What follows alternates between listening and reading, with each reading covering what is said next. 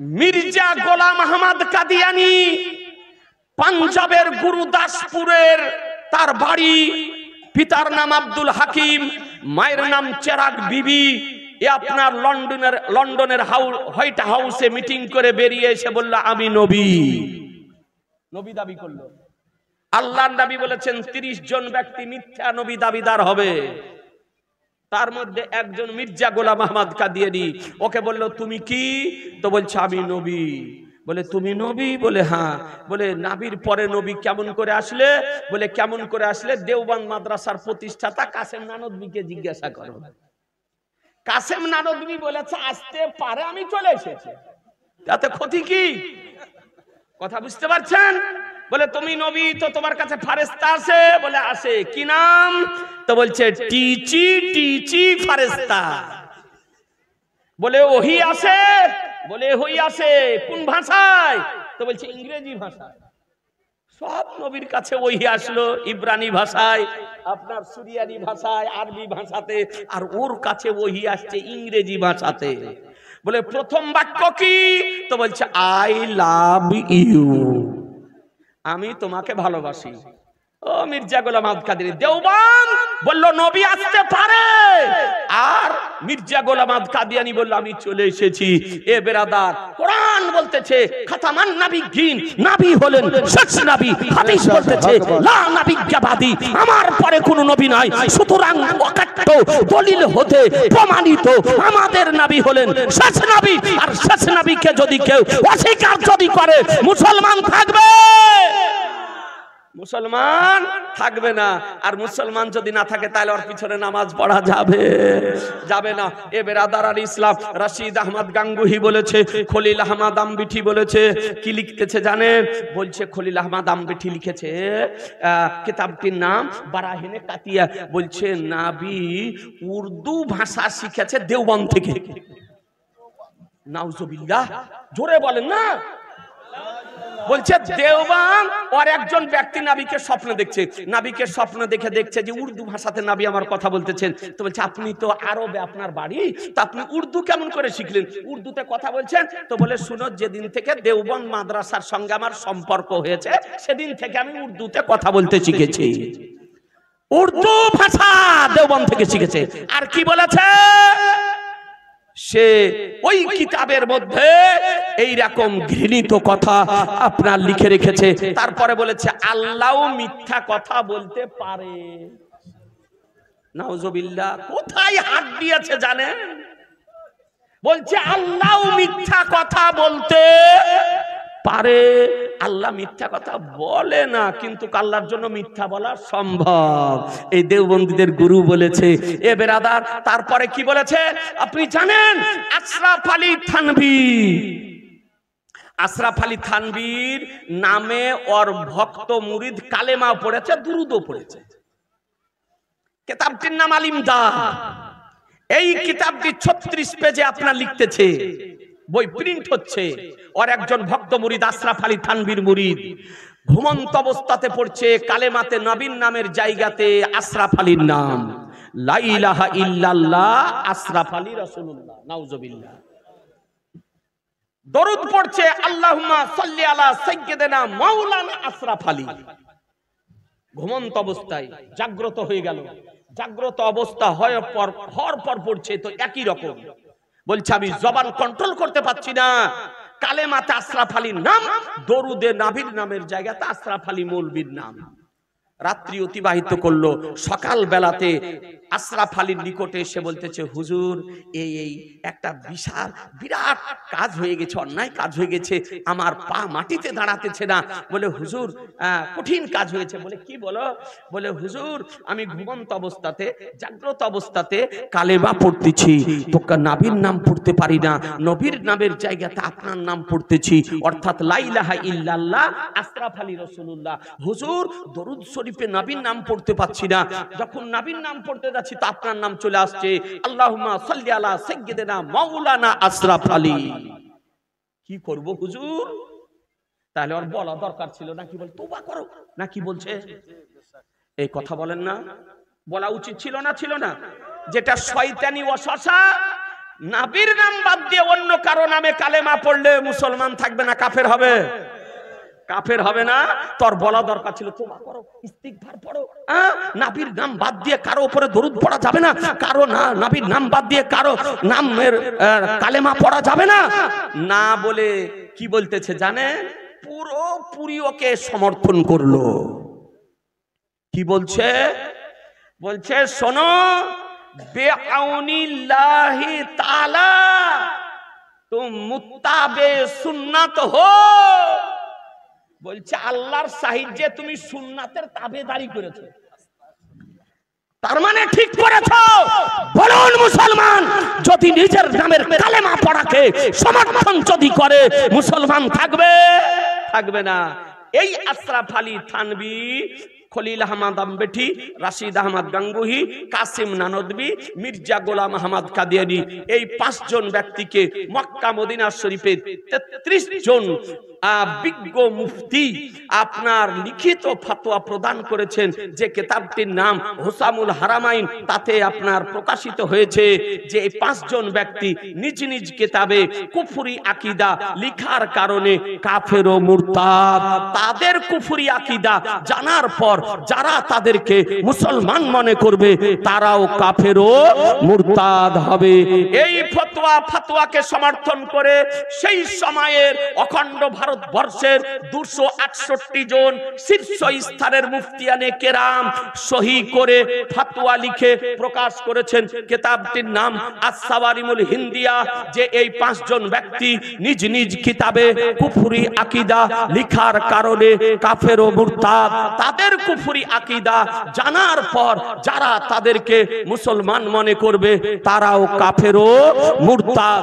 এই ব্যক্তিদের মান্যকারী যারা, তাদেরকে বলা হয় দেওবন্দি। বুঝতেলেন? আর কি? মিলাদ বন্ধ, কিয়াম বন্ধ, দরুদ বন্ধ, ফাতিহা বন্ধ, তিজা বন্ধ, চাহরাম বন্ধ, চাল্লিশা বন্ধ, ইলমে গাইব বন্ধ, হাজির নাজির বন্ধ, নবীর নাম শুনে চোখে চুমা দেওয়া বন্ধ, শবে বারাত বন্ধ, মুহররম বন্ধ, মাজার জিয়ারত বন্ধ, মাজারের চাদর বন্ধ, আপনার ওরুস বন্ধ। নারায়ে তাকবীর, নারায়ে রিসালাত, চতুর্বেদী সাহাব কিবলা, নারায়ে তাকবীর, নারায়ে রিসালাত।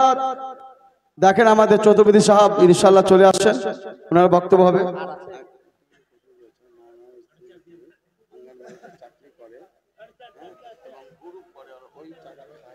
বলা হয় দেওবন্দ। এই দেওবন্দির পিছনে নামাজ পড়া জায়েজ নয়, জায়েজ নয়, জায়েজ নয়। নামাজ পড়লে নামাজ বাতিল হয়ে যাবে। কেউ যদি ভুলবশত পড়ে তো ওই নামাজকে দ্বিতীয়বার পুনরায় পড়া হলো ফরজ। মুসলমানদের ছেলেদের হুজুর বসে দেন। মুসলমানিতে খানা করা যাবে কি যাবে না? খাতনাতে বসে দেন। তাহলে বুঝে নিলেন শুধু দেওবন্দি নয়, দেওবন্দি, ওয়াহাবি, গায়র মুকাল্লিদ, ফারাজি, লামাঝাবি, আহলে হাদিস, জামাত ইসলামী, কাদিয়ানি, রাফেজি, শিয়া, খারেজি, এই সমস্ত আকীদায় বিশ্বাসী যারা, এই সমস্ত ব্যক্তিদের পিছনে নামাজ পড়া যাবে না, যাবে না, যাবে না। মসজিদেরও ইমাম করা যাবে না। কোন মসজিদে এরকম ইমাম যদি থাকে অতি সত্বর ওকে সসম্মানে বিদায় দিয়ে সুন্নি টিটিএস মাসলাকে আলা হযরত মান্যকারী ইমাম নিয়ে এসে আপনি ইমাম নিয়োগ করুন। কথা বুঝতে পারলেন বেরাদার আলী ইসলাম? মুসলমানের খানা দেওয়া জায়েজ না না জায়েজ? এটা লাস্ট মশলা নাকি? আর একটা মাজারের মুরগি খাওয়া জায়েজ না না জায়েজ ওটা বলতে হবে। জি বেরাদার আর ইসলামের 2টা মশলা। এই দেখেন চলে এসেছে স্নেহাশিস কারি জাকির হোসেন। মাইকে লাউড স্পিকারে মুখ লাগালে যারা দাঁড়িয়ে আছে বসে যাবে দেখেন, আর যারা চলে গেছে তারা পস্তাবে। জি আল্লাহ তাআলা যাকে যে যেমন আপনার ক্ষমতা দিয়েছে, সুন্নি জামাতের ওলামা তারা তাদের নিজের জ্ঞান মোতাবেক তারা ইসলামের খিদমত করতেছে। একরকম খিদমত সবারই দ্বারাই হবে না, না কি বলছে? এক একজনের দ্বারাতে একাধ রকমের খিদমত আপনার হচ্ছে, যার যতটুকু বিদ্যা সে তেমন ভাবে খিদমত করছে সুন্নি জামাতের। আল্লাহ তাদেরকে দীর্ঘায়ু করুন। মুসলমানের খানা দেওয়া জায়েজ কোন কিতাবে আছে? ফতোয়ায়ে ফাইজুর রাসূল 2 খণ্ডে বিভক্ত ভারতবর্ষের কিতাব। সেই কিতাবের 3য় খণ্ডের জায়েজ না জায়েজ অধ্যায়ে আপনার একাধিক আপনার রেফারেন্স সহকারে ফাকিহে মিল্লাত মুফতি জালালউদ্দিন আহমদ আমজাদি রাহমাতুল্লাহ আলাইহি বলেছেন, মুসলমানই হলো খুশির সমা, আর খুশির সমাতে খানা দেওয়া জায়েজ এবং খাওয়াও জায়েজ। কথা বুঝে নিলেন আপনি? ফতোয়া আলমগীরিতে লেখা আছে খানা দেওয়া জায়েজ। জি হুজুর, আর ইসলাম জাকির নায়েক ও মুমতাজুল ও মিজানুর রহমান এদের ওয়াজ শোনা যাবে কিনা? কি নাম? মুমতাজুল ইসলাম, মিজানুর রহমান এবং ডাক্তার জাকির নায়েক এদের ওয়াজ শোনা যাবে কিনা? শুনেন, ডাক্তার জাকির নায়েক, মুমতাজুল ইসলাম, তারপর একটা মুসলমানি না হওয়া জোড়তলা আপনার সিস্টার বেরিয়েছে। ওর বাপাকে মুচি ছিল, পরে আপনার মুসলমান হয়েছে। এখন মুসলমান হওয়ার পর ওর জন্ম হয়েছে কি এখন মুসলমান হওয়ার আগে ওর জন্ম হয়েছে তা বলতে পারবো না। ওই জলঙ্গির জোড়তলা তার বাড়ি। রাহুল বাপাকে মুচি ছিল, ওর নাম হলো ব্রাদার রাহুল। নামেই বুঝালেন কেমন আর কাম। জীবনী মাদ্রাসা চোখে দেখেনি এই ব্রাদার রাহুল। তারপরে ভুড়ি মোটা ডাবচোর আপনার ইয়াসিন, এরা হলো সব ওহাবিদের এজেন্ট। এরা কি কথা বলেন না? এরা কি ওহাবিদের এজেন্ট, ওহাবিদের দালাল, ওহাবিদের প্রচারক, ওহাবি। আর আমরা কি? আসতে হয়ে গেল সুন্নি। সুন্নিদের জন্য ওহাবি বক্তাদের বক্তব্য শোনা হারাম। কেন? যে ওই যে বলবে যে মাজারের মুরগি খালে শুকুরের মাংস খাওয়া ভালো, তারপরে বলবে যে ক্যাম্প করা হারাম, তারপরে বলবে শবে বারাতের হালুয়া খাওয়া হারাম, নবী ইলমে গায়েব জানে না। আপনার ঈমান নষ্ট হয়ে যাবে, আপনার ঈমান নষ্ট হয়ে যাবে। এই জন্য ওই ওহাবি দেওবন্দি বক্তাদের বক্তব্য শোনা। জাকির নায়েক ওহাবিদের প্রতি হাত ঝাড়ুয়াদের এজেন্ট, এই বুকের উপরে জোর করে হাত বাঁধাদের ও হলো আপনার প্রচারক। তারপরে মুমতাজুল ও তাই, তারপরে ওই সিস্টার রাহুল ও তাই। আর এই দাড়ি বেরোয়নি, জন্মসূত্রে দাড়ি বেরোয়নি, আপনার ডাবচোর ভুড়ি মুটা গুজরাটের মাছ চুরি করা, ই নাভির নিচে বাঁধার চেষ্টা করে কিন্তু ভুড়ি মুটার কারণে ওপরে হয়ে যায়। হাতটা একটু ছোট আর ভুড়িটা একটু মোটা, ওই জন্য আপনার ওপরে হয়ে যায়। ব্রাদার, এরা হলো দেওবন্দি, ওয়াহাবি দেওবন্দি। আর জাত ঠিক নাই, একাদ সময় একাদ রকমের যায়। তো এদের বক্তব্য শোনাও যাবে না, এদেরকে জালসাতে আনাও যাবে না, ওদের জালসাতে যা ভিড় জমাও চলবে না, আর ইউটিউব বা ফেসবুকেও বক্তব্য শোনা যাবে না। হারাম হারাম হারাম, মনে থাকবে। জি, সুন্নি, আমরা সুন্নিদের ওয়াজ শুনবো, আমরা সুন্নি সুন্নিদেরকে ইমাম করব, আমরা সুন্নি সুন্নি বক্তাদেরকে জালসাতে আনবো। কথা বুঝে নিলেন ব্রাদারান ইসলাম? একবার দরুদ শরীফ পড়েন, আল্লাহুম্মা। হুজুর,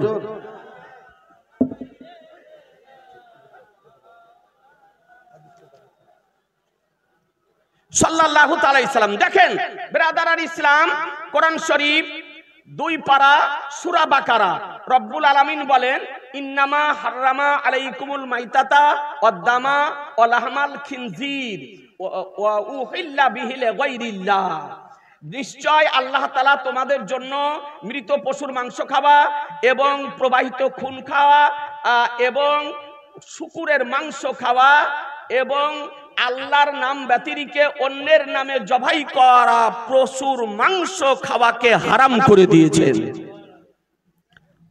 আল্লাহর নাম ব্যতিরেকে অন্য কারো নামে জবাকৃত পশুর মাংস খাওয়া আল্লাহ তাআলা হারাম করে দিয়েছেন। আয়াত নাম্বার 173, সূরা বাকারা 2 পারা আয়াত নাম্বার 173-এ আল্লাহ তাআলা পরিষ্কার বলেছে। এখন ওহাবিরা বলছে যে মাজারার নামে, পীরের নামের মুরগির মাংস খাওয়া হারাম। এ কথা পৃথিবীর কোন কিতাবে লেখা নেই। কি লেখা আছে? যে আল্লাহর নাম ব্যতিরেকে অন্য কারো নামে যদি জবাই করা হয় তবে সেই পশুর মাংস খাওয়া হলো হারাম। আমরা মাজারের মুরগি দিই, খাসি দিই, ধরুন পাথর চাপড়ি দাতা মাহবুব শাহ রহমাতুল্লাহ আলাইহি, ওখানে খাসি মুরগা নিয়ে যান না, নিয়ে যা খাসি মুরগাটা জবাই করেন কি বলে? জোরে বলেন বিসমিল্লাহ আল্লাহু আকবার বলে। আল্লাহর নামে হলো না আল্লাহর নাম ছাড়া অন্যের নামে হলো? আল্লাহর নামে হলো। তাহলে আল্লাহর নামে জবাই করা হলো, সেই পশুর মাংস খাওয়া যাবে না? যাবে না? যাবে। তবে যদি আপনি গিয়ে যদি জবাই করার সময় বলেন দাতা মাহবুব শাহ রহমাতুল্লাহ আলাইহি, তাহলে ওই পশুর মাংস খাওয়া হারাম। যদি বলেন মুহাম্মাদুর রাসূলুল্লাহ সাল্লাল্লাহু আলাইহি সাল্লাম দিয়ে ছুরি চালিয়ে দিলেন, তো ওই পশুর মাংস খাওয়া হারাম। শাইখ আব্দুল কাদির বলে ছুরি চালিয়ে দিলেন, তাহলে ওই পশুর মাংস খাওয়া হারাম। কথা বুঝতে পারলেন? তা আমরা তো কোনো ওলির নামে জবাই করি না। যদি ওলির দিকে সম্পর্ক হতে হারাম হয়ে যায়, তাহলে একজনেরও কুরবানি হবে না। বাপের নামে কুরবানি, মার নামে কুরবানি, দাদার নামে কুরবানি, নিজের নামে, কার কুরবানি? অনেকের কুরবানি। কিন্তু কুরবানি জবাই করেন কি বলে? এই কুরবানি জবাই করেন কি বলে? বিসমিল্লাহ আল্লাহু আকবার বলে আল্লাহর নামে জবাই, সওয়াব ওই ব্যক্তির নিকটে যাবে। যদি তাই হয়, নামের দিকে সম্পর্ক করাতে হারাম যদি হয়ে যায়, তো একজনেরও ছেলে মেয়ের আকিকা হবে না। বহুত উমদা মিসাল। বেটার আকিকা, ছেলের আকিকা, মেয়ের আকিকা, পোতার আকিকা, নাতির আকিকা, নাকি 7 দিনের দিন আকিকা দেন না? কিন্তু কই আকিকার পশু জবাই করেন কি বলে? বিসমিল্লাহে আল্লাহু আকবার বলে। তো আল্লাহর নামে যে পশু জবাই করা হলো হালাল পশু, তার মাংস খাওয়া জায়েজ, জায়েজ, জায়েজ। বাহ বাহ বাহ, সুবহানাল্লাহ। এ ভুড়ি মোটা জায়েজ মাংসকে শুকুরের মাংসের সঙ্গে তুলনা করার জন্য, হালাল বলার জন্য সে আপনার কাফের হয়ে গিয়েছে। সে কি হয়ে গেছে? কাফের হয়ে গিয়েছে। এ বেরাদার, এই আয়াতের ব্যাখ্যা কি লিখতেছে? উহিল্লা বিহিলে গায়রিল্লাহ আই যুবিহা আলা ইসমে গায়রিহি, যে পশু জবাই করা হয়েছে আল্লাহর নাম ব্যতিরেকে অন্যের নামে। ওয়াল ইহলালু রাফউ সাউত, আর ইহলাল বলা হয় আওয়াজকে উঁচু করা। কানু ইয়ারফাউনাহু ইনদা যাবহি লিআলাহাতিহিম, লিআলাহাতিহিম, তারা আওয়াজকে উঁচু করত জবাই করার সময় তাদের মাবুদের নাম। ওই বিধর্মীরা আপনার মাবুদের নামে পশু জবাই করত, মূর্তির নামে পশু জবাই করত, দেব দেবীর নামে পশু জবাই করত। ওই পশুর মাংস খাওয়া হারাম। আর আপনার মাজারের দ্বিতীয় তাফসীর রুহুল বায়ান, এতেও আপনার তাই ব্যাখ্যা দেওয়া হয়েছে। আল্লাহর নাম ব্যতিরেকে অন্য কারোর নামে যদি পশু জবাই করা হয় তবে সেই পশুর মাংস খাওয়া হারাম। এবারে আদারান ইসলাম তৃতীয় তাফসীর দেখতেছেন, তানবীরুল মিকবাস মিন তাফসীর ইবনে আব্বাস, যাকে মুফাসসিরুল তাফসীর বলা হয়। এতেও আপনার পরিষ্কার ভাবে বর্ণিত হয়েছে আল্লাহর নাম ছাড়া অন্য কারোর নামে পশু যদি জবাই করা হয় সেই পশুর মাংস খাওয়া হারাম। তাই বলে কারো নামের দিকে সম্পর্ক হতে তার মাংস খাওয়া হারাম হবে না যদি আল্লাহর নামে জবাই করা হয়। এবারে আদারান ইসলাম চতুর্থ নাম্বার তাফসীর, এ দেখতেছেন সব বাইরুত লেবাননের প্রিন্ট এই খবিসদের অত্যাচারে আনিয়েছি। জি বসিয়ে দেন, এই সমস্ত তাফসীর নারহারবির তাফসীর এক লাইন পড়ার ক্ষমতা রাখে না। এক লাইন পড়ার ক্ষমতা। আশপাশে যদি জালসাতে আসে ভদ্রভাবে বসান, খোঁজ দিন, খবর দিয়েন, পাখির মতন উড়ে চলে আসবে। জি দেখেন, এতেও এক কথা বলেছে আল্লাহর নাম বাদ দিয়ে অন্য কারো নামে, দেবদেবীর নামে, মন্দিরের নামে পশু যদি জবাই করা হয় তবে সেই পশুর মাংস খাওয়া হারাম। এবারে আদারান ইসলাম দেখেন, এই তাফসীরটি দেখতেছেন তাফসীরে আহমদিয়া, এই তাফসীরের রাইটার সম্রাট আওরঙ্গজেবের ওস্তাদ মোল্লা জীবন রাহমাতুল্লাহ আলাইহি, তিনিও লিখেছেন যে আল্লাহর নাম ব্যতিরেকে অন্য কারো নামে যদি পশু জবাই করা হয় তবে তার মাংস খাওয়া হারাম। এবারে আদারান ইসলাম, কিন্তু তাই বলে কোন আল্লাহর ওলির নামের দিকে সম্পর্ক করা হতে আর ওই পশু আল্লাহর নামে যদি জবাই করা হয় তার মাংস খাওয়াকে হারাম তো দূরে দূরের কথা নাজায়েজ প্রমাণ করা সম্ভব, অতীতেও কারো পক্ষে হয়নি, বর্তমানেও সম্ভব নয়, ভবিষ্যতেও সম্ভব নয়। আল্লাহর ওলিদের নামের পশুর মাংস খাওয়া জায়েজ জায়েজ জায়েজ। সুবহানাল্লাহ, নারে তাকবীর, নারে রিসালাত, মাসলাকে আলা হযরত জনাব মুফতি সাহেব কিবলা। শেষ কোশ্চেন কোরআন বলতেছে মা তাকুমুর রাসূলু ফাখুযুহু ওয়া মান হাকুমানু ফানতাহু, রাসূল যা প্রদান করেন তা গ্রহণ করে নাও, তিনি যা বারণ করেন তা থেকে আজান বিরত থাকো। আজান মসজিদের বাইরে না ভিতরে, যে কোনো আজান, আজান খুতবা থেকে শুরু করে সমস্ত আজান, খুতবার আজান মসজিদের ভিতরে না বাহিরে? এ বেরাদার আর ইসলাম, 5 ওয়াক্তের আজান হোক, খুতবার আজান হোক, প্রথম আজান হোক, সানি আজান হোক, সমস্ত আজান মসজিদের বাইরে দেওয়া হলো সুন্নাত। বেশক সুবহানাল্লাহ। মসজিদের মধ্যে আজান দেওয়া হলো মাকরু তাহারিমি, খেলাফে সুন্নাত। এ বেরাদার, নবী যখন শুক্রবারের দিন মিম্বারে বসতেন, নবীর সামনে সামনে দরজার বাইরে আপনার আজান দেওয়া হতো, এটাই নবীর সুন্নাত। সমস্ত আজান মসজিদের বাইরে আপনাকে দিতে হবে, খুতবার আজান হোক আর প্রথম আজান হোক, 5 ওয়াক্তের আজান হোক, সমস্ত আজান মসজিদের বাইরে। ফতোয়ায়ে কাজী খাতে বলা হয়েছে মসজিদের বাইরে আজান দিতে হবে, মসজিদের ভিতর আজান দেওয়া মাকরু। ফতোয়ায়ে আলমগীরিতে বলা হয়েছে মসজিদের মধ্যে আজান দেওয়া মাকরু। ফতোয়ায়ে বাহরুর রাইকে বলা হয়েছে মসজিদের মধ্যে আজান দেওয়া মাকরু। এ বেরাদার, মসজিদের মধ্যে আজান দেওয়া যাবে না, সমস্ত আজান মসজিদের বাইরে আপনার দিতে হবে। এ বেরাদার আল ইসলাম, ফতোয়ায়ে ফাইজুর রাসূল 12 খণ্ডে বিভক্ত, সেই কিতাবের 3য় খণ্ডে এবং 2য় খণ্ডে বলা হয়েছে মসজিদের মধ্যে আজান দেওয়া মাকরু তাহারিমি, আর মসজিদের বাইরে আজান দেওয়া সুন্নাত। 2য় কিতাব আপনার ফতোয়ায়ে মুস্তাফাবিয়া, তাতেও বলা হয়েছে মসজিদের মধ্যে আজান দেওয়া মাকরু, মসজিদের বাইরে আজান দেওয়া হলো সুন্নাত। এ বেরাদার আল ইসলাম, ফতোয়ায়ে আপনার আমজাদিয়া 4 খণ্ডে বিভক্ত, তাতেও বলা হয়েছে মসজিদের মধ্যে আজান দেওয়া মাকরু তাহরিমি, মসজিদের বাইরে আজান দেওয়া সুন্নাত। এ বেরাদার আল ইসলাম, ফতোয়ায়ে বাহরুল উলুম 6 খণ্ডে বিভক্ত, তাতেও বলা হয়েছে মসজিদের মধ্যে আজান দেওয়া মাকরু তাহরিমি, মসজিদের মধ্যে আজান দেওয়া চলবে না, মসজিদের বাইরে আজান দিতে হবে।